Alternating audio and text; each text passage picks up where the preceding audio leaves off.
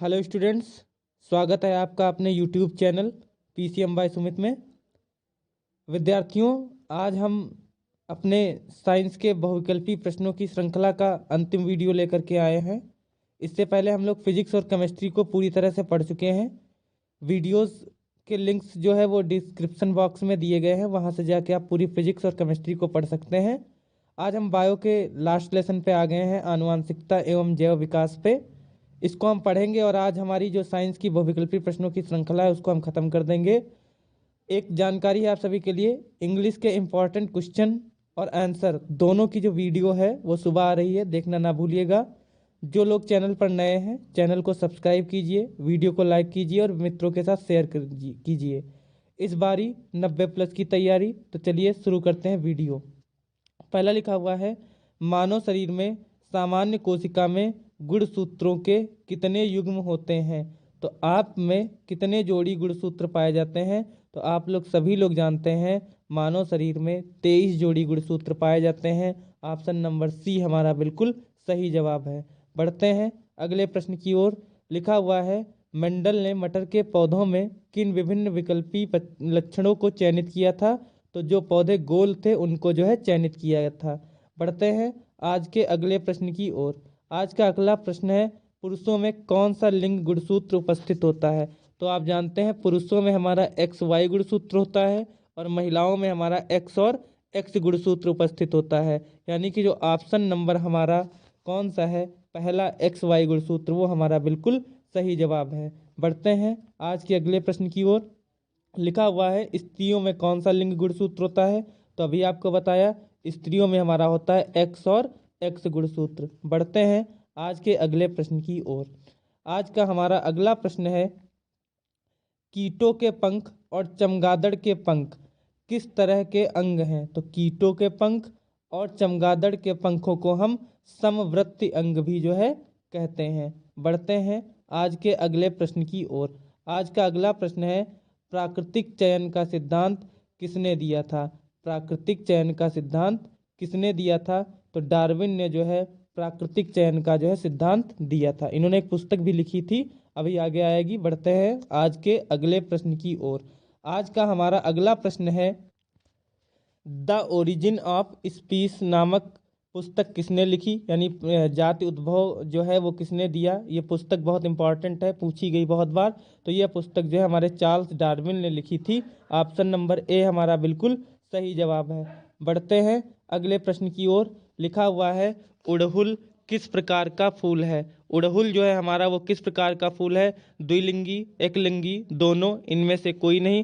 तो ये प्रश्न जो है पिछली वीडियो में भी आ चुका है, उड़हुल का फूल जो है द्विलिंगी होता है। बढ़ते हैं आज के अगले प्रश्न की ओर।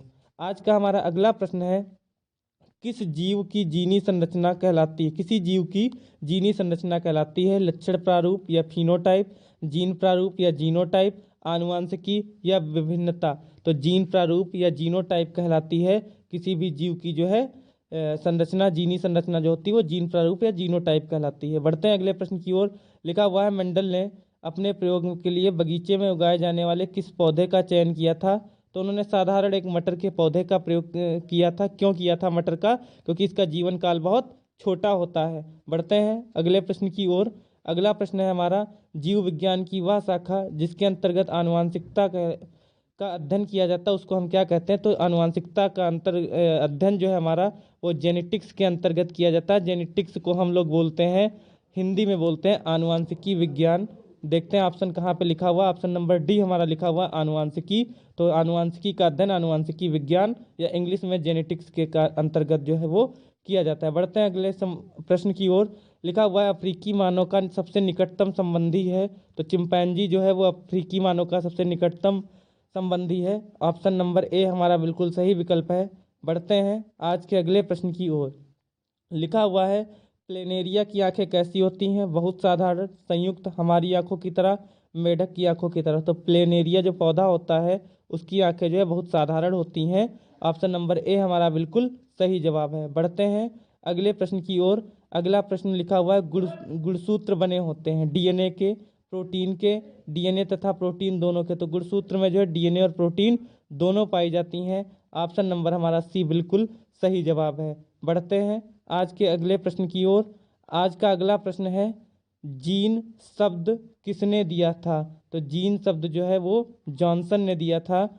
ऑप्शन नंबर सी हमारा बिल्कुल सही जवाब है। बढ़ते हैं अगले प्रश्न की ओर। लिखा हुआ है, गुणसूत्र कहाँ पाए जाते हैं? तो गुणसूत्र जो है वो कोशिका द्रव्य के केंद्रक में पाए जाते हैं। ऑप्शन नंबर सी हमारा बिल्कुल सही जवाब है। इंपॉर्टेंट क्वेश्चन है, गुणसूत्र कहाँ पाए जाते हैं। बढ़ते हैं आज के अगले प्रश्न की ओर। आज का अगला प्रश्न है हमारा, निम्नलिखित में से कौन उभयलिंगी जंतु है? तो केचुआ जो हमारा है वो उभयलिंगी जंतु है, पीछे आप पढ़ चुके हैं। बढ़ते हैं आज के अगले प्रश्न की ओर। लिखा हुआ है, जीवन उत्पत्ति के समय पृथ्वी का वातावरण कैसा था? तो जीवन उत्पत्ति के समय पृथ्वी का वातावरण अपचायक था। बढ़ते हैं आज के अगले प्रश्न की ओर। आज का हमारा अगला प्रश्न है, प्राकृतिक चुनाव द्वारा जीवों का विकास कहलाता है।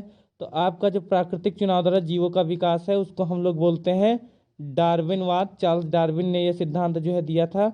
बढ़ते हैं अगले प्रश्न की ओर।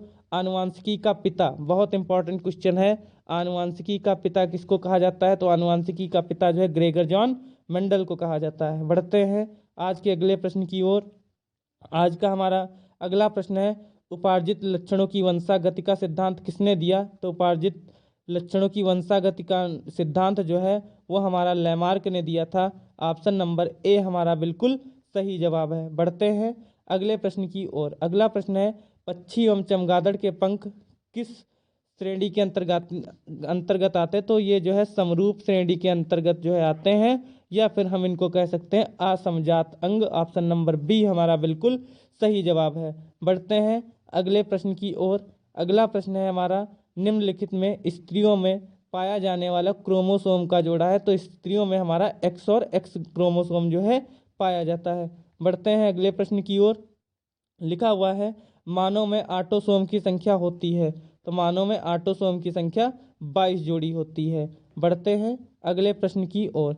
लिखा हुआ है, मनुष्य में लिंग निर्धारण किसके द्वारा जो है होता है? तो मनुष्य में लिंग निर्धारण जो है वो लिंग क्रोमोजोम के द्वारा जो है होता है। देखिए आप 23 जोड़ी गुणसूत्र उपस्थित होते हैं, 22 जोड़ी जो समान होते हैं उनको हम लोग बोलते हैं ऑटोसोम, एक जोड़ी जो भिन्न होते हैं उनको हम लोग बोलते हैं क्रोमोजोम। तो यही जो है लिंग का निर्धारण करते हैं जो भिन्न होते हैं। बढ़ते हैं अगले प्रश्न की ओर। अगला प्रश्न है, मानव युग्मक में गुणसूत्रों की संख्या होती है। तो मानव में कितने गुणसूत्र पाए जाते हैं? 23 जोड़ी गुणसूत्र जो है पाए जाते हैं। बढ़ते हैं अगले प्रश्न की ओर। लिखा हुआ है, मंडल के एस संकरण प्रयोग के दौरान एफ पीढ़ी में लंबे और बौने पौधों का अनुपात क्या होता है? तो लंबे और बौने पौधों का अनुपात 3:1 होता है। बढ़ते हैं आज के अगले प्रश्न की ओर। अगला लिखा है, मानव शरीर में लगभग कितने जीन होते हैं? मानव शरीर में लगभग कितने जीन होते हैं? तो मानव शरीर में जीन जो है लगभग 30,000 से जो है 40,000 तक जीन जो है उपस्थित होते हैं। ऑप्शन नंबर बी हमारा बिल्कुल सही विकल्प है। बढ़ते हैं अगले प्रश्न की ओर। लिखा हुआ है, बच्चे के लिंग का निर्धारण किस सूत्र पर निर्भर करता है? तो जो पुरुष होता है उसमें कौन सा गुणसूत्र होता है? वाई गुणसूत्र अलग होता है। यानी कि बच्चे का जो लिंग निर्धारण है वो किस सूत्र पर निर्भर करेगा? पिता के वाई गुणसूत्र पर, क्योंकि वाई गुणसूत्र पिता में उपस्थित होता है ना कि माता में। बढ़ते हैं आज के अगले प्रश्न की ओर। अगला प्रश्न है, वंशागत नियमों का प्रतिपादन किसने किया था? तो वंशागत के नियमों का प्रतिपादन ग्रेगर जॉन मेंडल ने किया था। ऑप्शन नंबर डी हमारा बिल्कुल सही जवाब है। बढ़ते हैं अगले प्रश्न की ओर। लिखा हुआ है, मेंडल के मटर के कुल पौधे के पाइसम सैटिवम के कुल कितने जोड़े विकल्पी लक्षणों का उन्होंने जो है अध्ययन किया था? तो ऑप्शन नंबर हमारा जो बी है, यानी 3 जोड़ी जो है पौधों का अध्ययन किया था, वो हमारा बिल्कुल सही जवाब है। तो ये थे आज के हमारे प्रश्न। आज हमारी साइंस की बहुविकल्पी प्रश्नों की श्रृंखला जो है वो समाप्त हो चुकी है। सभी वीडियोस फिजिक्स, केमिस्ट्री, बायो के लिंक जो है वो डिस्क्रिप्शन बॉक्स में दिए गए हैं। पूरी प्लेलिस्ट हमने बना दी है, आप चैनल पे जाकर भी देख सकते हैं। जितने लोग नए हैं चैनल को सब्सक्राइब कीजिए, वीडियो को लाइक कीजिए, और कल सुबह जो है इंग्लिश के इंपॉर्टेंट क्वेश्चन और आंसर की वीडियो देखना मत भूलिएगा। चैनल को सब्सक्राइब कीजिए, वीडियो को लाइक कीजिए, अपने मित्रों के साथ शेयर कीजिए। आप सभी का हमारे साथ जुड़ने के लिए धन्यवाद। अधिक से अधिक सब्सक्राइब करें। आप सभी का बहुत बहुत जो है धन्यवाद।